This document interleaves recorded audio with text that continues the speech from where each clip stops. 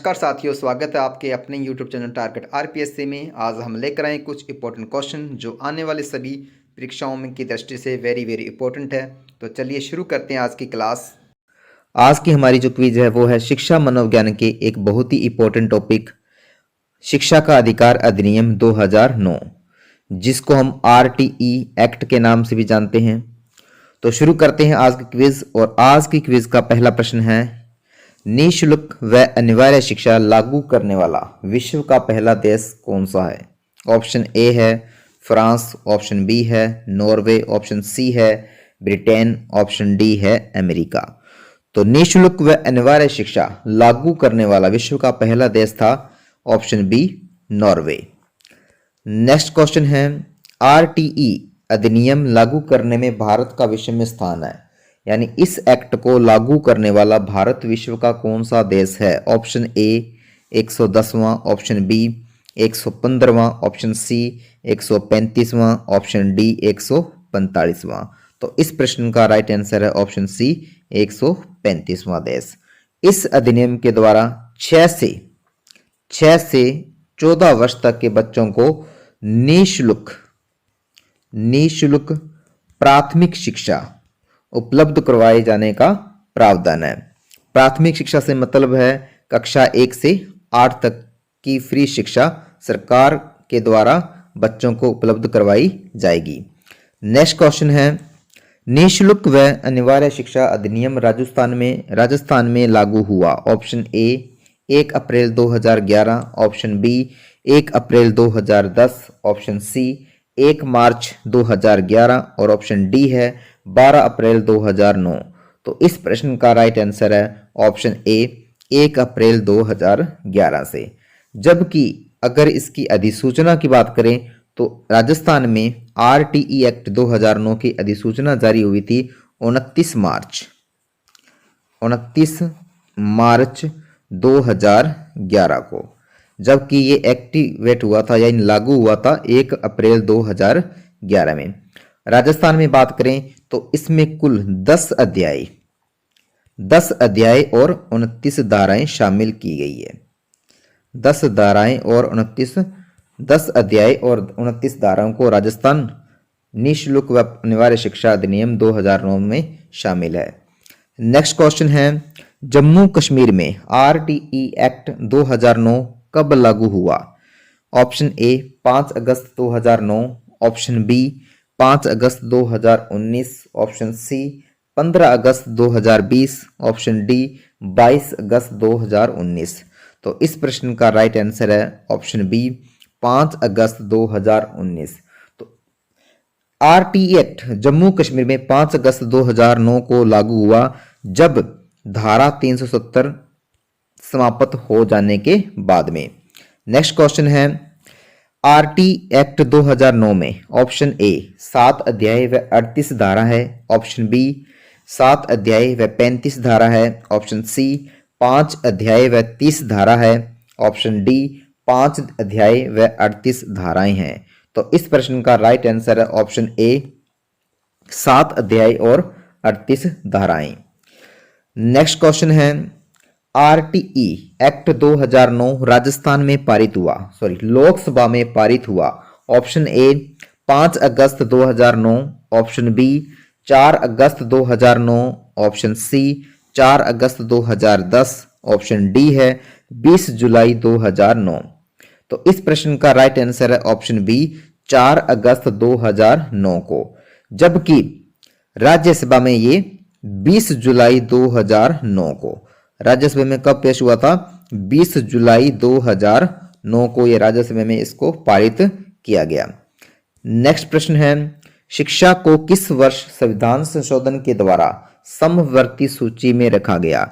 जैसा कि हम जानते हैं कि शिक्षा समवर्ती सूची में शामिल है, तो किस संविधान संशोधन द्वारा किस वर्ष संविधान में संशोधन करके इसको समवर्ती सूची में रखा गया? Option A 1952, option B 1976, option C 1986 और ऑप्शन डी है 1992।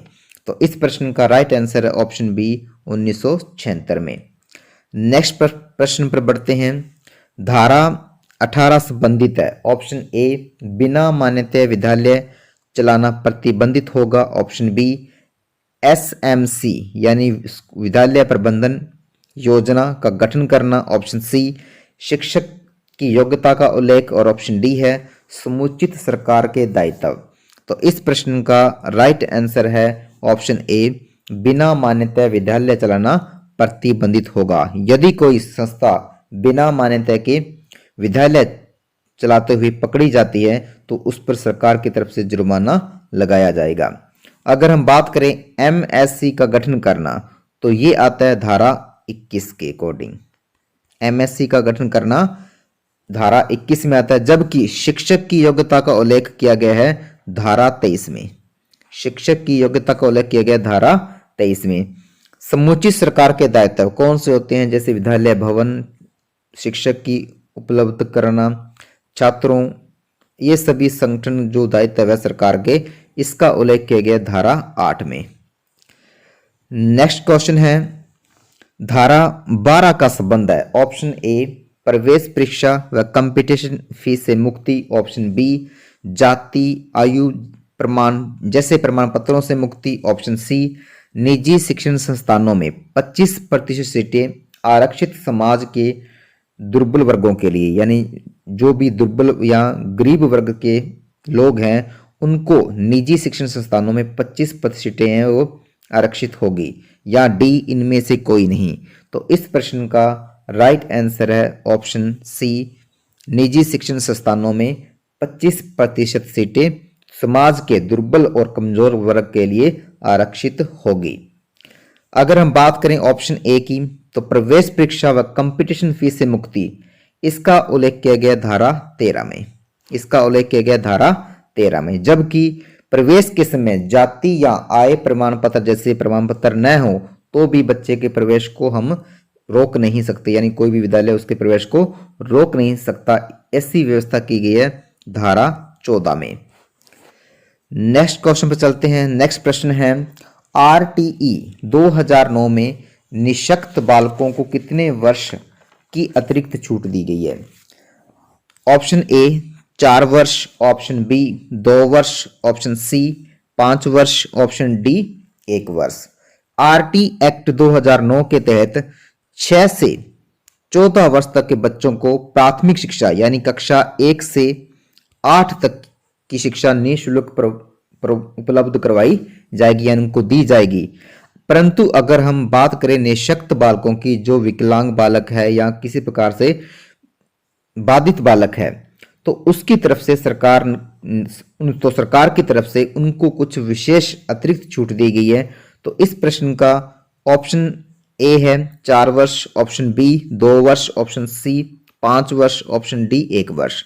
तो इस प्रश्न का राइट आंसर है ऑप्शन ए 4 वर्ष। यानी जो निःशक्त बालक की श्रेणी में आते हैं उनको प्राथमिक शिक्षा प्राप्त करने के लिए 4 वर्षों की छूट दी गई है। यानी अगर हम बात करें सामान्य बच्चों के लिए ये है 6 से 14 वर्ष, जबकि जो निःशक्त बालक है उनके लिए ये है 6 से 18 वर्ष तक, यानी 18 वर्ष तक वो अपनी प्राथमिक शिक्षा को निःशुल्क प्राप्त कर सकते हैं।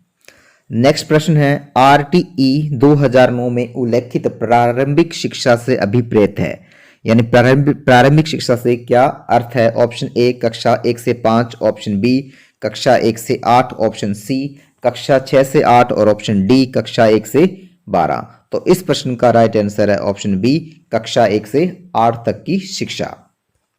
नेक्स्ट क्वेश्चन है आरटीई 2009 के अनुसार स्कूल में शिक्षकों के अधिकतम कितने पद रिक्त हो सकते हैं? Option A 12%, option B 10%, option C 5%, option D 20%।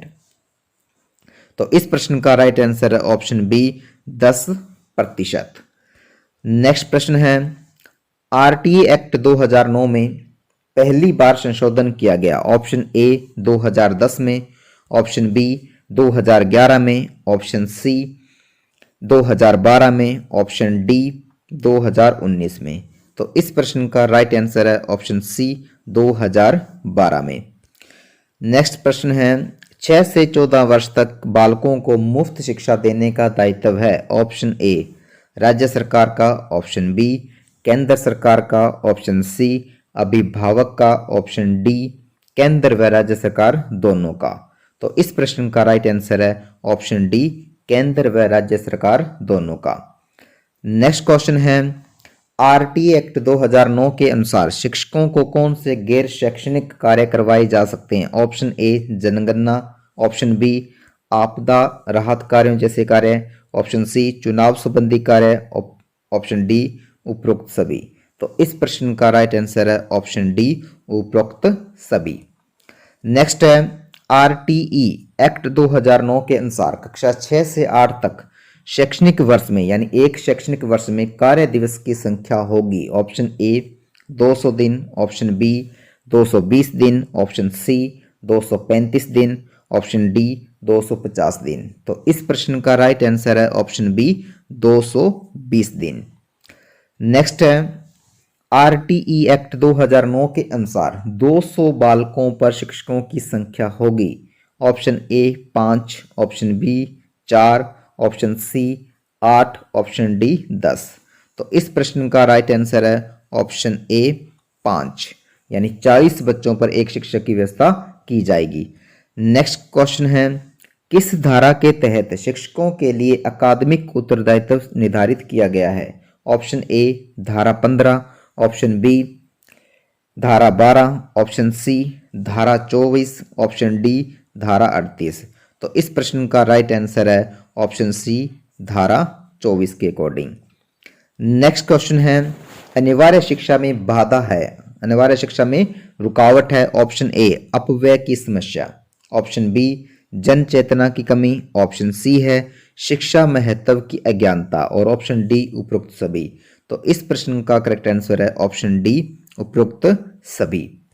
Next question है आरटी एक्ट 2009 देश में लागू हुआ। ऑप्शन ए 1 अप्रैल 2009 को, ऑप्शन बी 5 अप्रैल 2010 को, ऑप्शन सी 4 अगस्त 2009 को, ऑप्शन डी 1 अप्रैल 2010 को। तो इस प्रश्न का राइट आंसर है ऑप्शन डी 1 अप्रैल 2010 को, सिर्फ जम्मू कश्मीर को छोड़कर, बाकी पूरे देश में 1 अप्रैल 2010 से ये लागू हो गया था।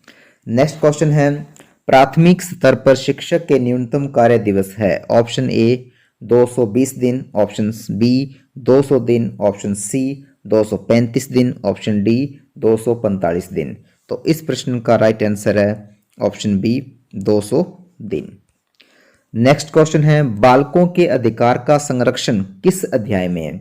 यानी आरटी एक्ट 2009 के अकॉर्डिंग किस अध्याय में बालकों के अधिकारों का संरक्षण किया गया है, उनको संरक्षण प्रदान किया गया है? ऑप्शन ए अध्याय 1, ऑप्शन बी अध्याय 2 में, ऑप्शन सी अध्याय 4 में और ऑप्शन डी अध्याय 6 में।